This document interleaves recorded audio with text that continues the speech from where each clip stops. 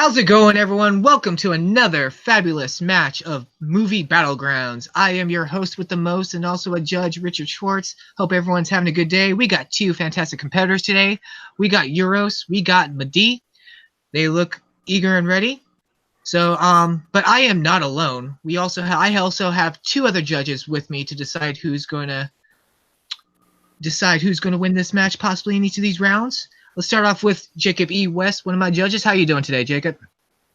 I'm doing good. I've watched a couple of these gentlemen's matches before, so I know that they are both really good at arguing, and I am excited to actually be able to be here live and judge them. All right, fantastic. And our other judge is Matt. Matt, how are you doing? Are you looking forward to this match? I'm always looking forward to these matches. Come on, Richard. No, I've seen both of these competitors compete in various movie battlegrounds, and I can't wait to see what they have to bring. So let's get it on!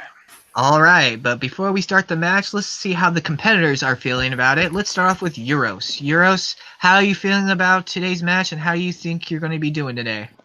I'm feeling good. I just really hate a good meal, so I think I'm gonna be, pretty damn great for the whole runtime. But yeah, I'm not so confident about my match, but I'm pretty sure I can, develop a good strategy and, take this one home because I kind of need a win. All right. Thank you very much, Euros. You sound eager. And we'll go to your competitor, Madi. Madi, how are you feeling about this match? How do you think you're going to do? Are you ready? I'm feeling good, man. Like I'm ready. Also, Jacob, sorry. I was reading the name on it. I was like, why? I was like, never mind. Saying I'm really good at arguing is probably the nicest thing anyone on this channel has said to me, so thank you for that. But yeah, no, I'm ready for this, man. Let's do it. All right. Now, with that being said, we're going to get on to the main questions. How these questions work is each question will have 3 parts to it. Each competitor will have 90 seconds for their opening statement. And then after each competitor has done their opening, they'll have 5 minutes to battle it out. And then after the 5 minutes are up, they're going to have 60 seconds for their closing. And then after that, we will go to the judges to see who gets the point for each. If someone gets 3 wins, it's first to 3. If someone gets 3-0, there'll be no point to go to the speed round. However, if one person at least gotten 1 point in each of the questions, we will go to the speed round questions. So, Euros, are you ready? Yes. Madi, are you ready? I'm ready, man. Let's do it. All right. So, question number 1 is Best Film directed by Ang Lee. So, we'll start off with Euros. Euros, you will have 90 seconds whenever you start talking. I think to talk about a director's best film is to talk about the film that kind of introduced everyone to something truly original and something that the director himself has put his heart in it. And I think that the best example for Ang Lee's best film would be Brokeback Mountain, because I think it's not only one of the best LGBTQ film ever made. I actually think it's one of the film that has the most heart in it, and it has so much to offer. And Ang Lee direction is definitely a standout in it, and you can actually see himself how he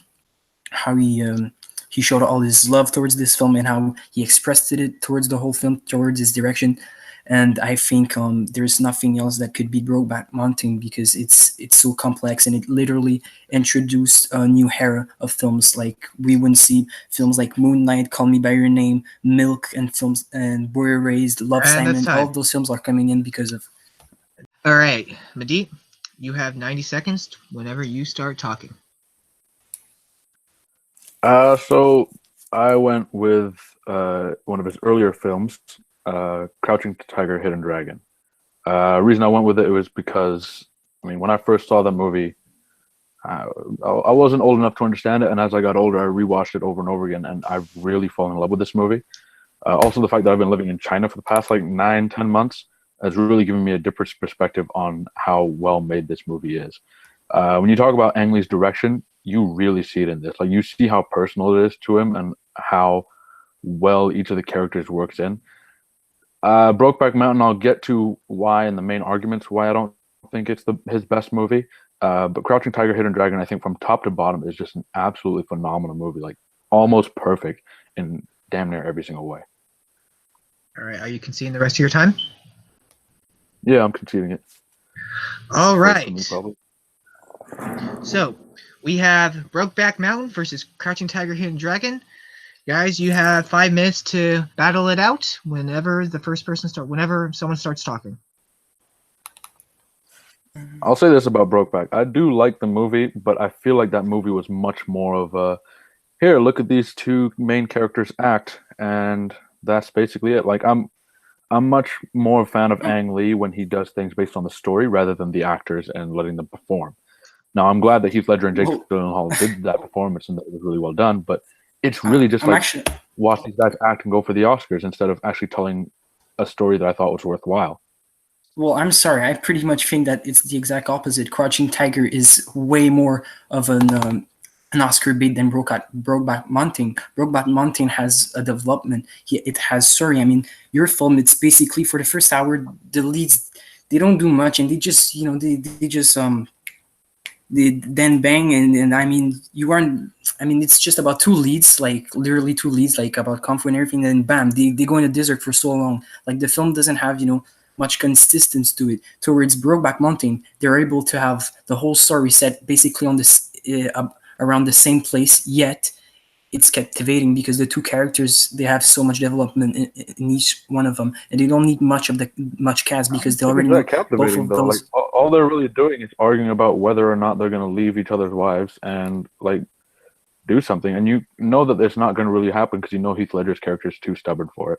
But other than that, like, there's not really a whole lot of, like, for me, there wasn't as much entry, and I might get a lot of smack for saying this, but I really didn't think Brokeback was as great as people hype it up to be. And when it lost the Oscar, I don't think it should have lost to what it did lose to, but I didn't think it was the best movie of that year. Whereas going specifically off Oscars, not that they're like a huge test of what's a great movie, Crouching Tiger lost to Gladiator, which is still a supremely wonderful movie. I would argue that they're not really in the desert in Crouching Tiger, Hidden Dragon for that long. It's like maybe 20, 30 minutes, and it's just an offbeat to kind of give you backstory into I can't remember her name. Your film is literally a martial art film. You shouldn't have like that. It's not just a martial arts film. Just saying it's a martial arts film is like still, it's mostly it. It's like, mostly it. Literally, like, it's just a shooting movie. It's not. There's so much more intricacies into it. The fact that the two main characters of Chow Yun-fat's character and Michelle Yeoh's character are in this kind of relationship where they want to be together, but they can't, like, and to quote them, dishonor her previous fiancés. There is, but like Hanley, he didn't give much to his characters as he did in Brokeback Mountain, especially ancient Chinese culture, in like how important it is. Also, when you spoke about how Brokeback Mountain did a lot for the LGBT community, I will argue that we're still kind of waiting for people of color to be seen on screen, and especially something that was an entirely Chinese movie. Yeah, exactly. That's okay. Well, I have a point on that. I have a point on that. You see that it's not yet developed enough, the LGBT community, but this movie was made in 2005. It was one of the first ones. Wanted to go. Hollywood has an easier stuff with having a white guy on screen playing a gay character than having an entirely Asian cast speaking no English whatsoever, like speaking Mandarin. They're not going to be able to sell that very well. The new movie that's coming out with Awkwafina, The Promise, I think it's called. Yeah, sorry. Like, that movie is kind of like, I feel like what could have happened right after Crouching Tiger, Hidden Dragon came out, where you're starting to see more Asian culture. You're starting to see culture, like other cultures. Asian culture. I mean, Asian culture, like I'm saying, like it has been established about 27 years before, I think. Enter the Dragon. I mean, films like Enter the Dragon, Bruce Lee's films, they're all established a new genre of manga. They all show new Japanese culture, Chinese culture, 1 minute warning. Asian culture. Why? Because and they were so good. They made the whole genre. They built something. That's my point with Brokeback. Brokeback, there was no LGBT films that really represented the people, but Brokeback brought it up. And after Brokeback, what we got Moonlight, Call Me by Your Name. We got excellent films that are And I would now argue that built a lot up of by those the movies are community. better than Yet, Brokeback Mountain. Crouching whereas Tiger we maybe still a good haven't film, seen anything but it did better than not Crouching Tiger. establish anything. Enter the Dragon, it established the genre better than Crouching Tiger did. I don't think Enter the Dragon really established it, since nothing really came up afterwards except for a few Jackie Chan movies that were still mostly in English. If you go to China, all the movies are in Chinese, but here, But it wasn't. My point is, it all the other wasn't LGBT surprising to see movies that have come out, a lot of Crouching them are Tiger, better Hiding than Dragon because Brokeback we saw Mountain, better films because of the it's more same genre. character-based. Yet Brokeback Moonlight, I would say, Mountain is brought much something better because really of the new. story as well. Whereas Crouching Tiger, Hidden Dragon, it still stands to this day as one of the best foreign films that have ever come out, as well as just one of the best films that have come out. That's no. I have so Oh, much to disagree, but I don't 100%, have the yeah. time I to would talk about 100% that. argue But that like, Crouching oh Tiger is hell no. much better And than most of time. the foreign movies. All right. That was a very heated debate. Now, each competitor is going to have 60 seconds for their closing statement. So, Euros, you have 60 seconds whenever you start talking. So yeah, Hang Lee. We were talking about Hang Lee direction, and I think direction is mostly it's based upon the story and everything. But I think one of the most important thing in direction is how you're gonna build a tension between your characters. How you're gonna build up your characters, and I don't think there's actually a film that has brought so much emotions and so much depth to each of these characters. And it Brokeback Mountain, I think that's one of the films that has brought so much tension and pretty much everything towards characters. And they all felt, and they were all Time. Fuck. All right, Mehdi, you have 60 seconds whenever you start talking.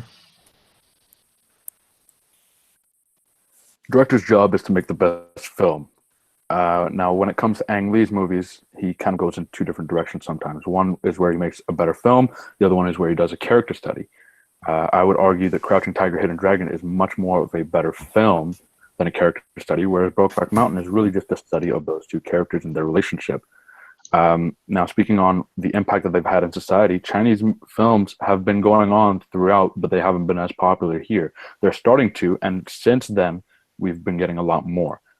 LGBT movies, I would say, that have gone better than Brokeback Mountain, whereas Crouching Tiger, Hidden Dragon still stands, in my eyes and in many people's eyes, at the peak of what cinema can be like. It's not just a kung fu movie. It's a story about someone trying to break out of what they're being told to do by their family. It's a story about someone trying to be who they want to be and be their best selves. It's a story about revenge, about love, and it combines all those things in such a beautiful way that we don't really see a lot in mainstream Time. cinema.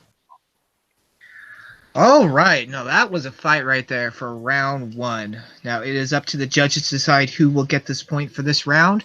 And I will start off with Jacob. Jacob, who do you think got the point in this round? That was a really good argument. Two really good films. There was a lot of talk on how both these films were good for their respective community, and also a lot of talk about why that one was the best. I think I'm gonna have to give it to Mehdi though. Just the comments he made about it being, one of the best foreign films. It's more story driven. It's kung fu, but it's also so much more, and that's why it's a good movie. I'm gonna have to give my point to Mehdi. All right.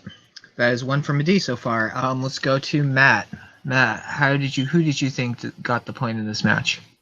Well, to start off with, both of these arguments were extremely valid, and it could have gone either way. But one of the competitors didn't just explain why their movie was good. They explained what it did for that genre. Because of that, I too am giving it to Mehdi. All right. So the official point will go to Mehdi. But that's just the first point. Mehdi is up 1-0. We still got plenty of time to catch up. So we're going to question number 2, which is, what movie vehicle would you consider to bring to your date? So I'm guessing that is what vehicle you want to drive up to pick up your girl. And we will start with the 90-second introductions, opening marks. And since Euros went first last time, Mehdi, you will have 90 seconds for your opening marks whenever you start talking. All right. So I've been on a fair amount of dates in my life. Not many of them have gone well, but that's not because of the vehicle, more because of my personality being kind of a shithead. So one vehicle that I think that you can't go wrong with in terms of movie vehicles and movies and pop culture. Yeah, you could go with the Millennium Falcon or something big or spectacular or the DeLorean, go time travel, but nothing beats the way that your girl holds on to you when you're riding a motorcycle. I'll tell you that right now. And one of the coolest motorcycles and one of those badass motorcycles that ever have been put on screen was in Purple Rain, written by one of the kings of music himself, Prince. The Honda Matic that he rode in Purple Rain is a beauty of a machine. And I cannot think of a better vehicle that I would not want to pull up in a girl's house and be like, hey, hop on the back, hold on tight, we're going for a ride. All right. Do you concede the rest of your time? I do. All right. Euros, you have 90 seconds for your opening whenever you start talking. So yeah, for question 2, I took the 1973 Chevrolet Chevelle from Drive, starring Ryan Gosling, just in case y'all. So I took that car because I think that not only did the film feature one of the most emotional scenes in cinema, and one of the most emotional scene. I think that it's because of the car mainly, and because of the way Ryan Gosling and how he feels attached to his own car, and it just the magic of the car. The whole film is basically all around sometimes the magic of the car and the magic of the driver. And I think that if I would be like Ryan Gosling, just driving my car, I think I could drive any girl insane, even though I have a face like, I don't know, fucking Darth Maul. I could be as ugly as I want, but like if I have that car with that soundtrack, driving a girl, there's no way she won't fall in love with me, because that car has so much magic to it, and it's just seeing it on screen was one of the most and fun, and it made my heart pump and everything, because it was a fun scene, and it was something real, it felt like love, and I think the car was a major part of it. All right. Do you concede the rest of your time? Yeah. All right. We got the motorcycle from Purple Rain and the 1972 Chevelle from Drive. Each competitor will. Now it's time for the main round. 5 minutes. You guys battle it out, and it starts whenever one person starts talking. So yeah, I think it's way more classy to bring a car than an actual motorcycle, especially if that motorcycle is like purple and seems I don't know, a little bit neo dark. I mean, driving that, you seem like a neo-Nazi or something. Like you seem like a guy who's lost his head. I mean, I would just drive a normal car to my date, and I think it would work way better because it's more classic, and it's it actually looks good and makes me look good. It doesn't make me look like a freak like in Purple Rain. Like, I mean, it's cool, but like I would never bring that to my date. I mean, I would lose her for sure, unless she's gothic or I don't know, emo or some stuff, or if she's into that. But I don't think any girl would really be into that. A purple motorcycle, like with spikes and stuff. I don't find it fancy at all. I mean, sorry guys, I have a storm knocked out my Wi-Fi, so I don't know what just happened, but I'm back on now. Sorry about that. I'm sorry. So I think I would just go with a regular car, especially the one in Drive. It's a beautiful, fancy car. It has some nice leather seats. I mean, who wouldn't be comfortable in those leather seats? And I mean, you could drive her around, and it would be basically perfect. And you just put that soundtrack, A Real Hero, and I mean, that is it. You got one of the best scenes in cinema history recreated in real life. So I mean, what wouldn't win that girl?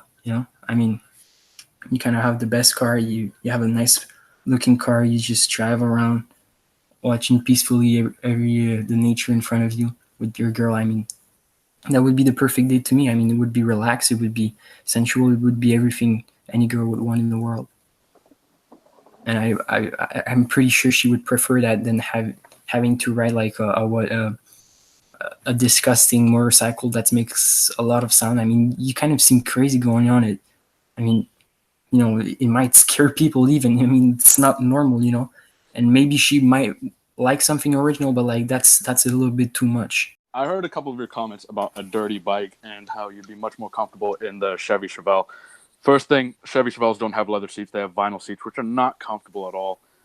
Also, the Chevy Chevelle was taken out of like commission a bunch of times throughout its history. The fact that it was driven and drive, yeah, it's a cool car, but it's mainly cool because of Ryan Gosling driving it.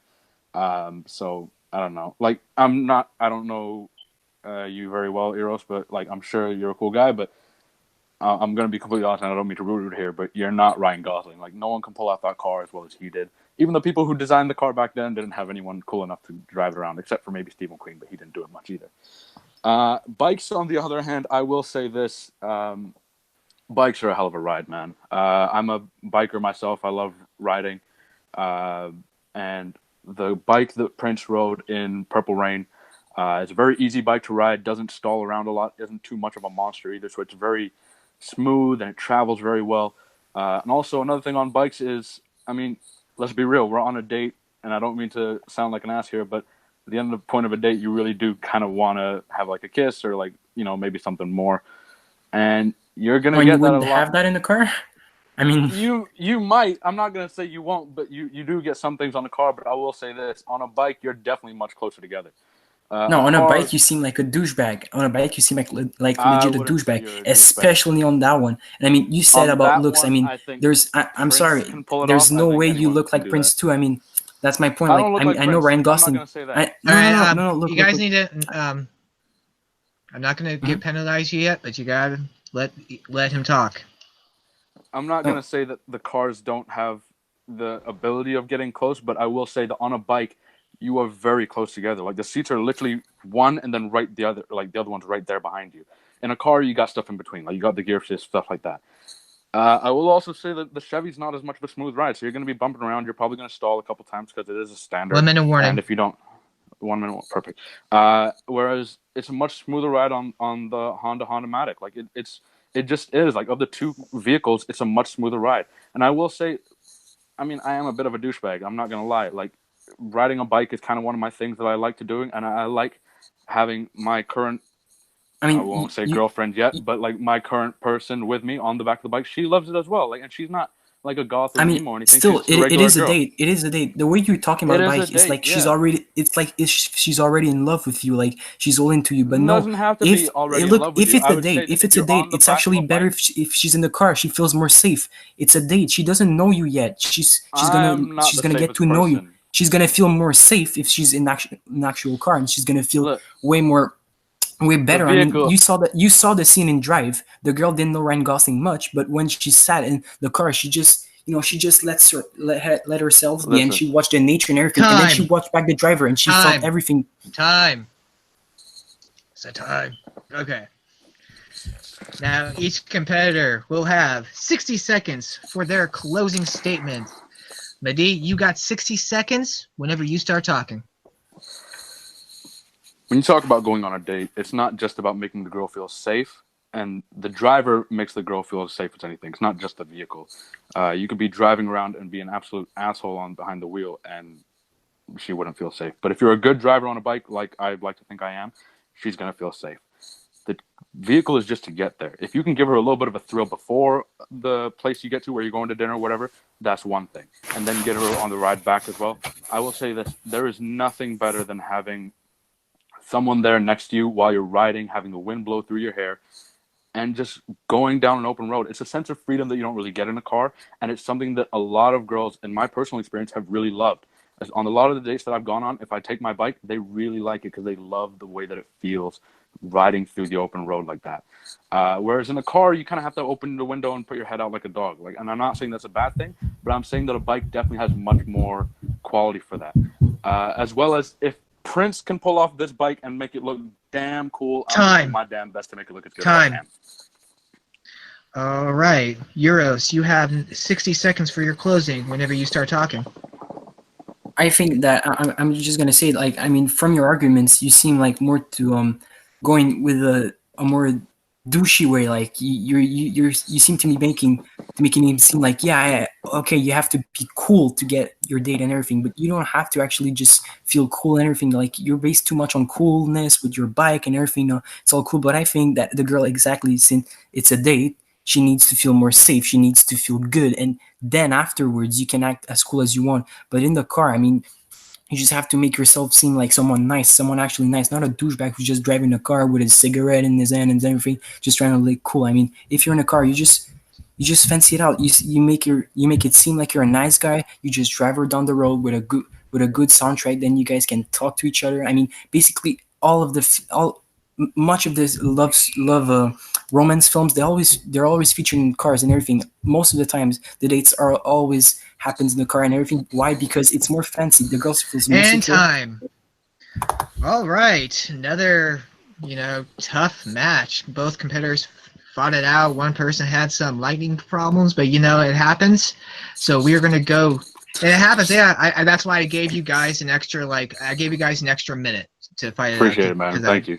So we're gonna go to the judges, and we're gonna start off with Matt this time. Matt, who did you think gets this point? Oh, this was difficult because I had to take my personal feelings out of this. And this is tough because they both had counters for each argument. But one thing that was brought up is being on a motorcycle is kind of a douchey aspect. And then the counter was, well, not necessarily. You could be driving around in a car, racing through town. So I just think Mehdi had a little bit more of a comeback for everything that was said. So I think I'm going to have to give him my point.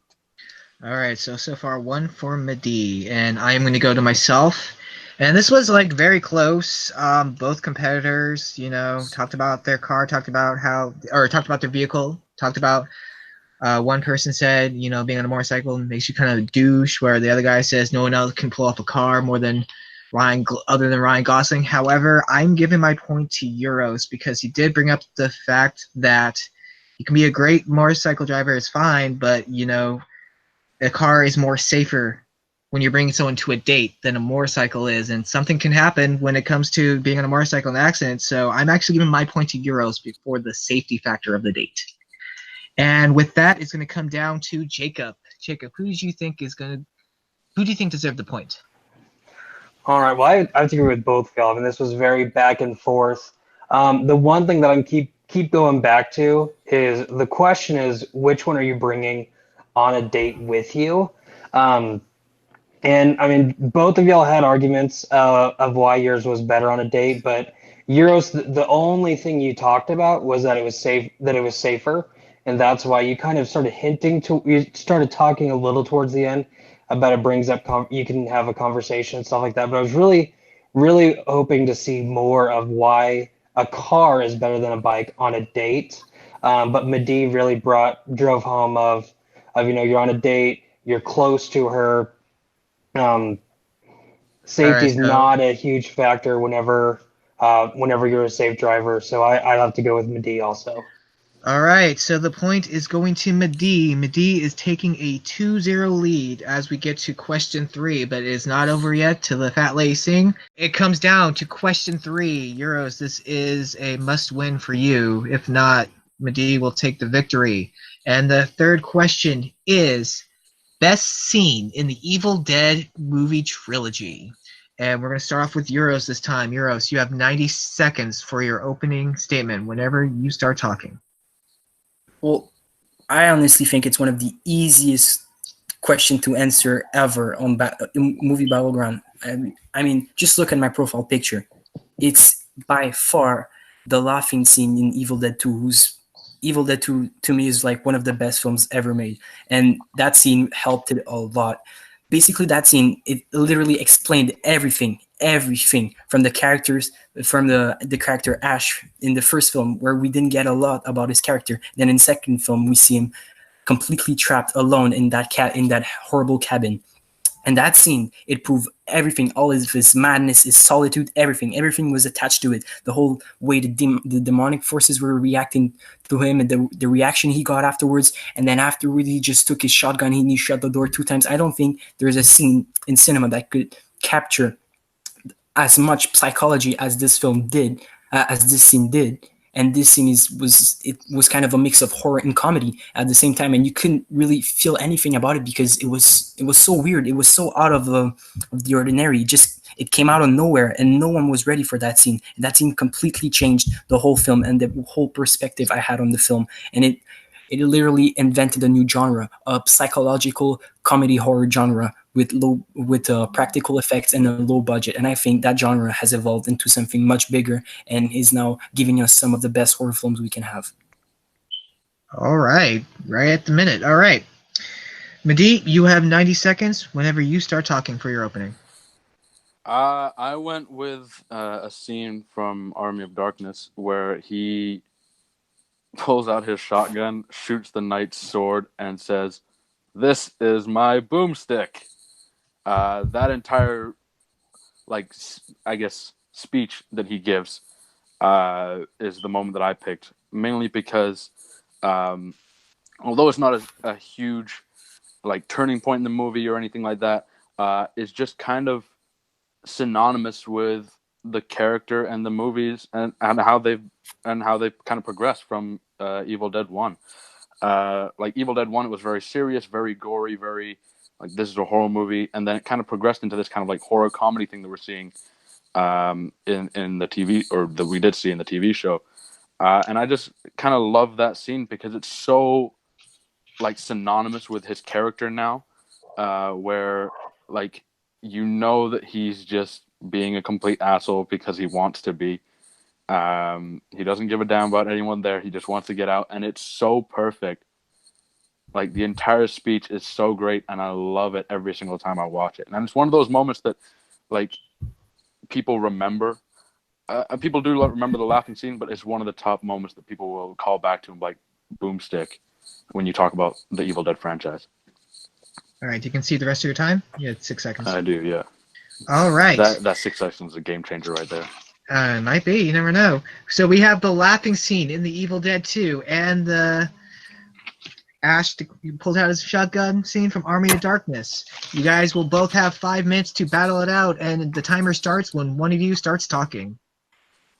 Well, you did talk about memorable. I mean, your laughing scene isn't even the most memorable line in the Evil Dead franchise. The most memorable line is actually Groovy, which is known by basically anyone, and that's just a line. We're talking about a line. You literally choose a line. No one, even Evil Dead fans, wouldn't remember your speech by heart, but everyone remembers the whole laughing scene by heart because it has so much. It literally explains the whole franchise, and it explains how come it turned out, how come Army of Darkness turned out that way, and it made a whole link between the first one, the third one, and the TV series. This scene, it explained the flawed character Ash and how and our perspective towards him as seeing him as a hero, but he's actually just someone who completely lost in his mind when he was trapped in a cabin, when all of his friends died and his girlfriend died.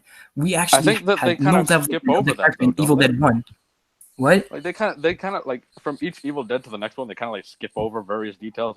Evil Dead 1 to Evil Dead 2, they kind of forget about everyone else who was in the cabin. It's just him and Linda. They had production issues. That's the thing. They had production issues. But yeah, Sam Raimi, but they still kind of just go over it. Sam Raimi, he still tried. He still did his best to link the two films. I mean, some elements are left over. Which they do, yeah. But I will say that the laughing scene, it's more of the film. Hey, Euros, can you give Mehdi some time to talk?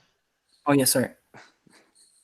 The laughing scene people remember by heart because it's literally just them laughing. The deer head turns around, starts laughing. The lamp starts laughing. Everything just starts laughing. It's really funny. I'll give it that, but I don't think it's the best moment of the franchise. I think it doesn't really show you where the franchise is going either. It's just kind of when I first watched it, I was like, what the hell is going on? I thought I was on drugs when I first watched that scene because I was so thrown off by it. But I will say the Army of Darkness boomstick speech that he gives, yeah, I don't remember it by heart, but I don't remember most speeches by heart. It's not Like that's not a requirement for what makes it great. The requirement is of like how it progresses the story and how well it is, like how well it is You, shown in the movie. you're saying you don't see the much of the links towards the laughing part. You think it's just funny, but like literally, my laughing part explains why Ash is so stressed and how he explains his speech. Ash has lost his mind. Ash is not the same character we've seen from the first one to the second one No, to the of third course one. not, Why? because He he's watched his changed. He friends changed. die. Why? Why did he change? Exactly. And what happened towards that? He completely lost it, and that scene literally showed it. It And they literally don't showed how, explain it at all afterwards. Like it's just they start because laughing you and have then nothing else happens with it. Like the deer head yes, just afterwards stays you can see immobile clearly that again. after that scene, Ash has completely changed. He's not even the same. He's not even the same in the film. He I literally honestly, changed. His character starts talking more. His character starts feeling more. He's trying to turn it out into comedy because he knows that everything he has seen is way too much for him. He cannot handle it. He wants to be a hero, but he cannot handle it. He knows he's not strong enough. And why? Because he has lost it. He's trying to turn everything into comedy. The whole everything in the franchise is based upon that scene. Why? Because that scene it literally I showed would us say it why isn't, did the man. film went into a more comedic way. Why? Because Ash It couldn't really handle it. It's doesn't. all in character. It It's really literally doesn't, on because character. all it does is it shows him laughing and then it doesn't go off on it again. I honestly thought, and this you might be upset by this because you seem like a big fan of the series, but I honestly thought the movie would have been a little bit better if they had shown his laughing thing and then made the entire thing as if like it was all in his head.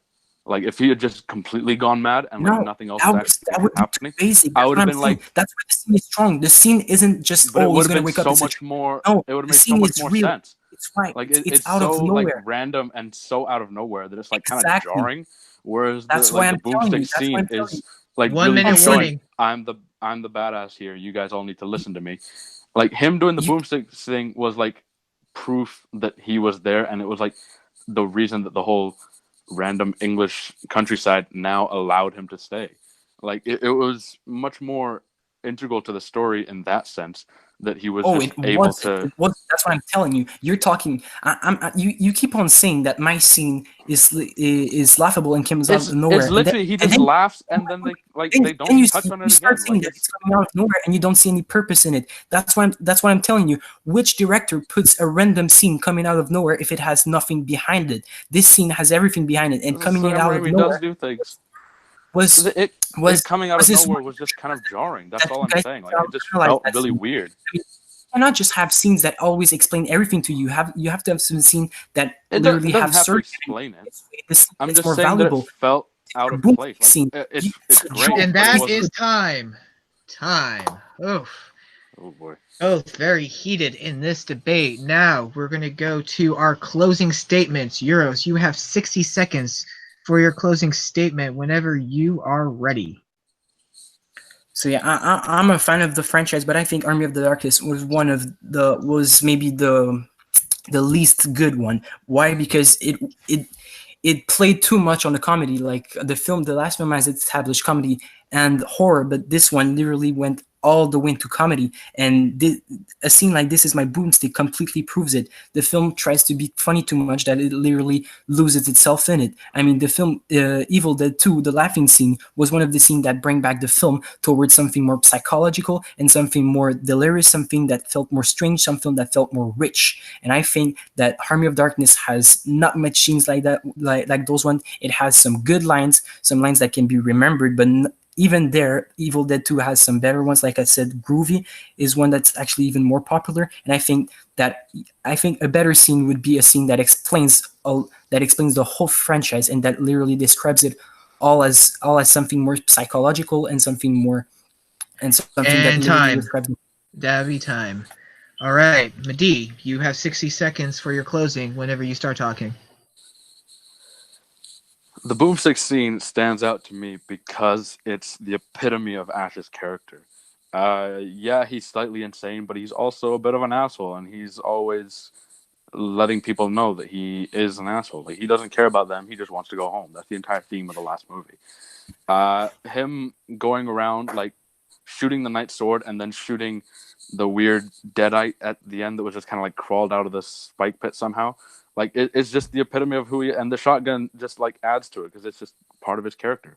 The laughing scene is just kind of there. Like he starts laughing, everything else starts laughing, starts bouncing with the lamp I think, and then like it's just over, and they don't talk about it again. Like it doesn't get touched on. But the boomstick thing is like the basis of the entire like the next movie. Like it's I'm the one who's got the biggest stick, and you guys are all going to listen to me, and I'm going to be the one who saves you, even though that's not his entire goal. Like that's why the boomstick scene to me is a like more important and a better And scene. time. All right, this was a nail biter. Both competitors brought it in this round, and it's gonna go to the judge's decision. And this is gonna be tough. I guess I'm gonna have to start with me. Oh, like this was tough. Both brought good examples of why their scene was more memorable. One brought in how the boomstick line elevated the show, brought the meaning, the whole point of the movie, where Euros said that the last scene enveloped what was the overall arc of the movie, kind of gave it the the oomph. Crap. I think I gotta give a slight edge to Euros because of the fact that he did bring up why his scene was memorable for his movie, where even though Mehdi says it was integral to his film, he did give an example of why that line was as integral, and I didn't hear enough attacks on why his wasn't. So I'm giving the slight edge to Euros, and we're going to go to Jacob. Jacob, who do you want to give your point to? Yeah, this was another fantastic argument. Richard, I agree with you. Just with everything. Euros definitely had some points of why this was not only good for the second movie, but tied in the entire series. Whereas Mehdi's point is just good for the one movie. So I'm also going to give it to Euros. All right, so Euros is finally on the board. It is now 2-1, and just go, Matt. Who would you have given your point to? I guess that's 3 for 3 because I would have too. Something that Euros brought up that I really like is the fact that his point wasn't just for Evil Dead 2. It actually was for all 3 movies. Yeah. Basically, it shows Ash's mind just gone. And that goes into Mehdi's point when he goes, "That's my boomstick." It's just him being a dick. And because of him losing his mind in the second one, that one plays. All right. So now, I agree. It is now 2-1. We are indeed going to the speed round, going to the first speed round question. Euros needs to get this point to get to the second speed round. If Mehdi gets the first one, he takes it. But tell you how it goes in the speed round questions. I will say the question, and the first person who has an answer will say their name. So Euros, you'll say Euros if you have an answer. Mehdi, you'll say Mehdi, and you'll have 5 seconds to say your answer. And then the other person will get to say their answer, and then it will go 30 seconds for opening for the first round question, 15, and then a 15-second rebuttal. So does everyone understand the rules? Yeah. Okay. So I'll say the question, and if you have the answer, just say your name, and then you'll submit. You have 5 seconds to submit it. Wait, is All this right. like a pick one or the other, or is it like just a general question? We have to think of one. I won't be able to tell that till I tell you the question. I mean, it may not be. Like it's. So here is the first question in the speed round.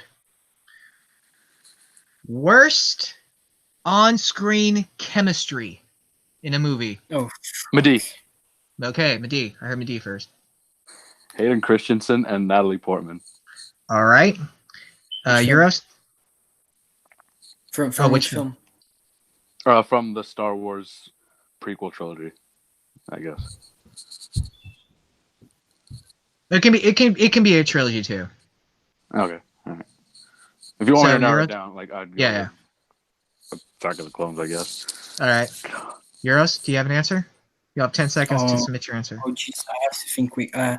I'll give you 20 Jaden Smith, seconds. Jaden Smith, and Will Smith in After Earth, I think. Okay. So we have Hayden Christensen and Natalie Portman for Mehdi, and Jaden and Will Smith for After Earth. All right, we'll start since Mehdi said first. You will have 30 seconds for your opening. All right, so everyone knows the Star Wars prequels were not great, and one of the worst parts about it was the fact that we were supposed to believe that these two were in love. Their every moment together was just nail biting in the worst possible way. Like I felt like I could gnaw my fingers off based on how boring they were on screen together and how awful they were at like portraying the characters. Now they're both great actors, I'm sure, but it was just the fact that like they had the pair scene and like I hate sand, it gets everywhere. Time. Like all of it. Time. All right, Euros, you have 30 seconds for your opening whenever you start talking. So I believe that a worst chemistry is literally what happens between the two actors and how to react to each and other dialogues. And I think that there's nothing worse than having two great actors who are actually father and son, which should have a great chemistry, have a terrible chemistry that actually makes you want to cut your eyes and your ears off because it's so goddamn terrible and it makes you want to vomit. So I think that to me, After Earth had the worst chemistry in like cinema history. You can see the rest of your time? Yeah. All right. Now you each will have 15 seconds for rebuttal. Mehdi, you have 15 seconds for your rebuttal whenever you start talking. After Earth, was the problem was with the script. I mean, Jaden Smith and Will Smith obviously do get along. They were great in Pursuit of Happiness together, and they're a solid father-son couple as far as I can tell from Instagram. Hayden Christensen and Natalie Portman, I don't think have talked to each other since, and that movie is absolutely awful. Like the chemistry between them for a loving interest. Time. All God right. damn it. And Euros, you have 50 seconds for your rebuttal whenever you start talking.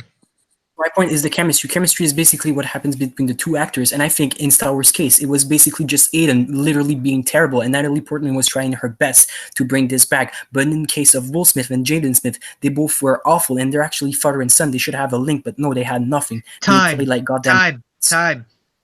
All right, we're gonna go to the judges. We're gonna start off with Matt this time. Matt, who gets your point? Oh, I was hoping you were going to say this. I'm going to go Eros because being a parent myself, I couldn't see that father and son bond like Will and Jaden had. All right, so one for Euros. Jacob, who gets your vote? I'm gonna have to go with Mehdi, just because they were both gave good reasons why, but Mehdi actually gave examples from the movie, whereas Euros did not. All right, so it's going to come down to me, and both gave reasons why both of theirs tried their best in their movie. However, I gotta go with a slight edge to Euros because he brought up the fact that worse on-screen chemistry is the fact with other actors have sometimes happened, but a father-son relationship, and if you have bad chemistry even with a father-son relationship in real life, I'm giving my points to Euros. So it is now tied 2-2 to the final speed round question. It's going to be the same thing. However, you guys will have 30 seconds for your opening statement. You'll have 20 seconds for your rebuttal, and then you'll have a 10-second closing for the second speed round question.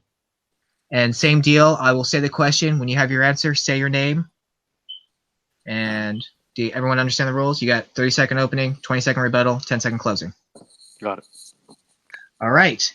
And the final speed round question is best performance in an antagonist role in a movie. Best antagonist role in a movie. Best performance in an antagonist role in a movie. Mehdi. All right, Mehdi.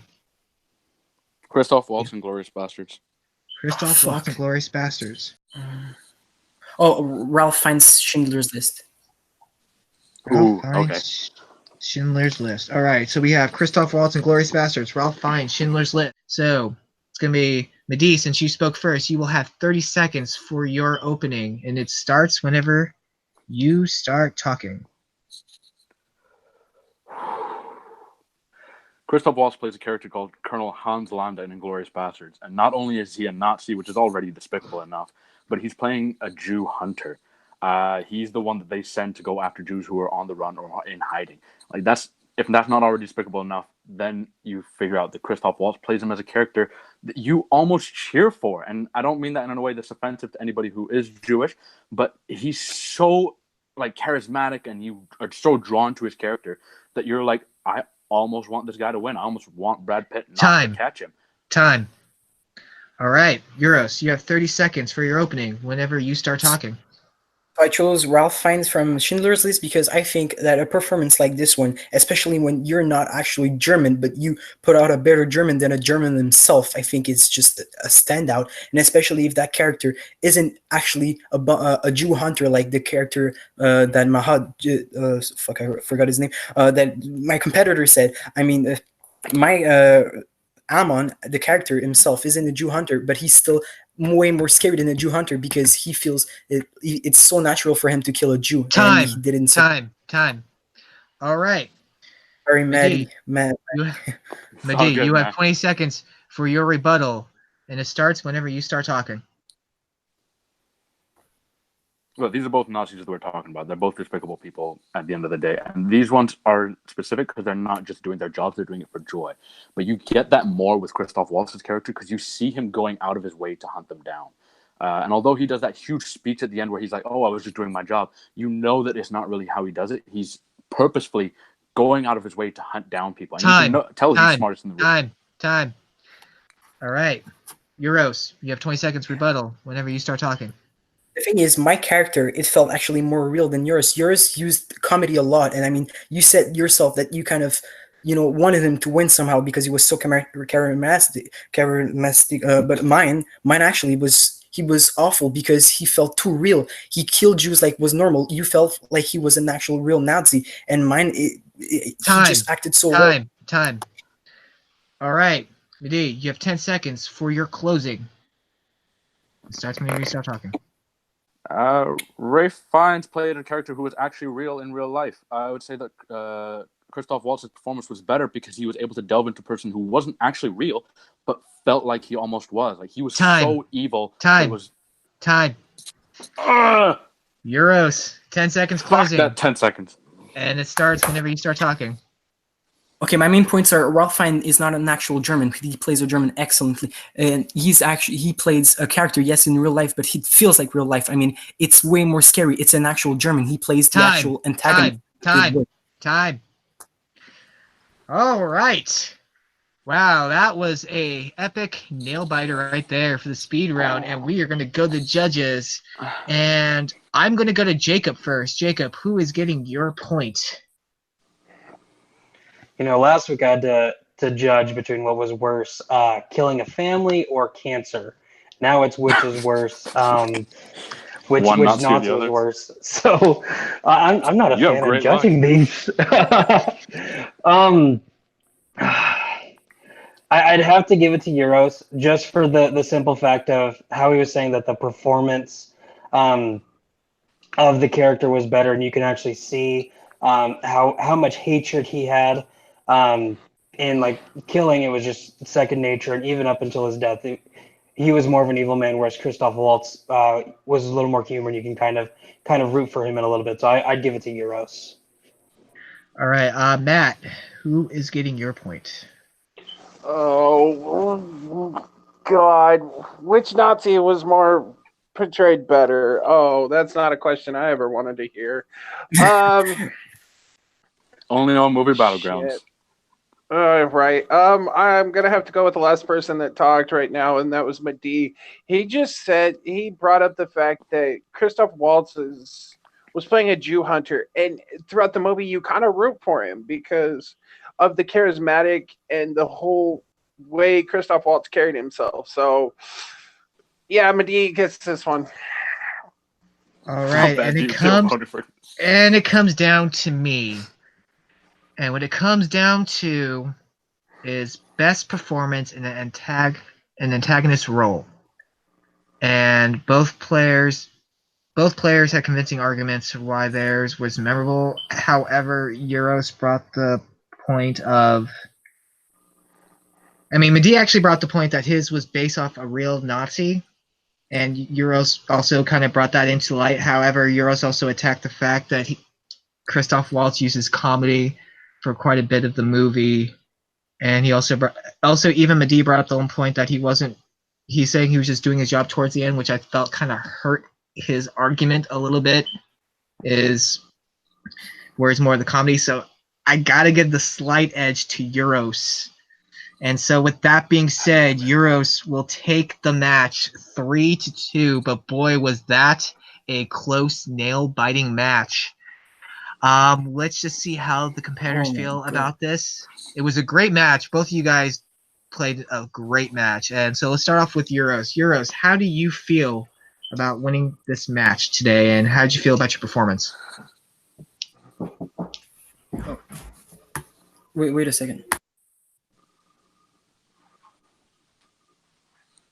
So sorry. I had someone disturb me. Well, I'm actually super happy because it's actually my first victory. I never actually won a movie battleground. I think it's pretty, and winning in that fight. I mean, it literally shows you how hard it is to win in movie battleground. I mean, I mean, it was a super cool match. I mean, Matty, he was really good and everything.